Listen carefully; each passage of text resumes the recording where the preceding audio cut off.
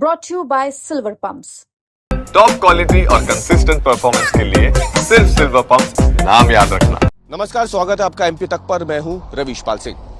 Madhya Pradesh EOW ने एक बड़ी कार्रवाई करते हुए उस मामले की जांच शुरू कर दी है जिसके तहत सारा समूह ने बेशकीमती जमीन को कौड़ियों के भाव न केवल बेचा, बल्कि इसके बाद जो राशि प्राप्त हुई है उन्होंने सुप्रीम कोर्ट के द्वारा बताए गए रिफंड खाते में जमा कराने की बजाय शेल कंपनियों के जरिए उस राशि को ठिकाने लगा दिया।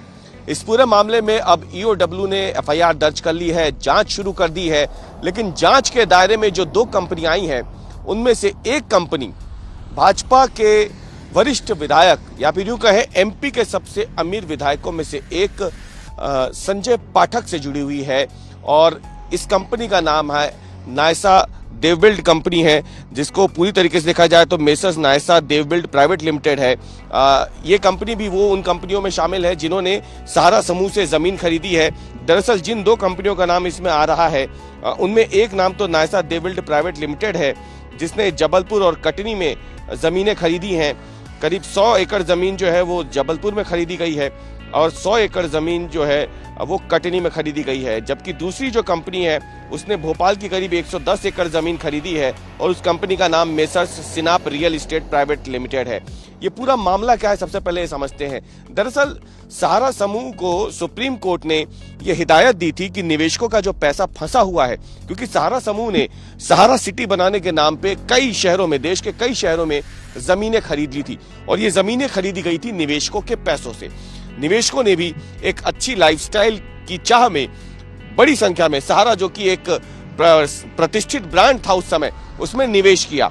लेकिन बाद में जब सहारा समूह डूब गया, निवेशकों के पैसे फंस गए, तो फिर यह मामला सुप्रीम कोर्ट में गया और लंबी कानूनी लड़ाई के बाद सुप्रीम कोर्ट ने आदेश दिया सहारा समूह को कि महाराष्ट्र में, मुंबई में बैंक ऑफ इंडिया एक खाता, रिफंड खाता खोला जाए।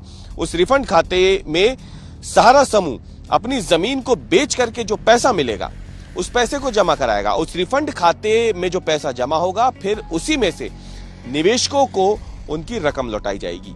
ये सुप्रीम कोर्ट ने आदेश दिए थे। लेकिन इसके बाद क्या हुआ? इसके बाद हुआ यह कि भोपाल में करीब 110 एकड़ जमीन जो सहारा समूह की थी उसे बेच दिया गया है मेसर्स सिनाप रियल एस्टेट प्राइवेट लिमिटेड को। इसके अलावा जबलपुर और कटनी में 100 एकड़ जमीन जो है वो बेच दी गई मेसर्स नायसा देवबिल्ड कंपनी को। अब ये जो बेची गई है जमीन, इस पे आपत्ति नहीं है।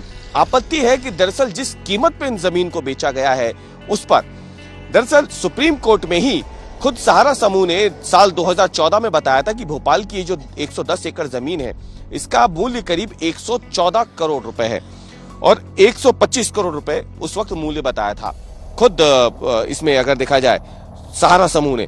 तो सहारा समूह ने जिस जमीन की राशि 2014 में 125 करोड़ रुपए बताई थी, उसी जमीन को सहारा समूह ने महज 48 करोड़ रुपए में बाद में बेच दिया। दूसरी तरफ अगर देखा जाए तो कुल मिलाकर के ये जो हजारों करोड़ की जमीन थी जो बेशकीमती थी, उसे महज 90 करोड़ रुपए में जब सहारा समूह ने बेचा इन कंपनियों को, और उसके बाद में इससे जो रकम मिलनी थी उस रकम को अगर देखा जाए तो वहां पे लगा दिया शेल कंपनियों में, अलग अलग शेल कंपनियों में, जहां पे उसे लगाना नहीं चाहिए था। क्योंकि जो जांच हुई तो जांच में मालूम हुआ कि ये राशि जो कि जमा होनी थी रिफंड खाते में, ये राशि जमा कर दी गई सहारा इंडिया रियल एस्टेट लिमिटेड, सहारा हाउसिंग इन्वेस्टमेंट कॉर्पोरेशन और कई निजी शेल कंपनियां हैं जो खाते खुलवाएगा और उन खातों में राशि जमा करा दी गई। अब यहाँ पे सवाल ये है कि जब सुप्रीम कोर्ट ने साफ निर्देश दिए तो उसके बावजूद ये काम क्यों हुआ, और ये कृत्य जब हुआ और ये जब सामने आ गया पूरा मामला, तो उसके बाद अब ईओडब्ल्यू एक्शन में आई है और ईओडब्ल्यू ने इस मामले की जांच शुरू कर दी है। दरअसल नायसा देवबिल्ड कंपनी जो है वो संजय पाठक से जुड़ी हुई है और इसलिए इस मामले ने सियासी तूल भी मध्य प्रदेश में पकड़ लिया है और माना जा रहा है कि जब ये जांच आगे बढ़ेगी तो इसमें कई और चौंकाने वाले खुलासे भी हो सकते हैं।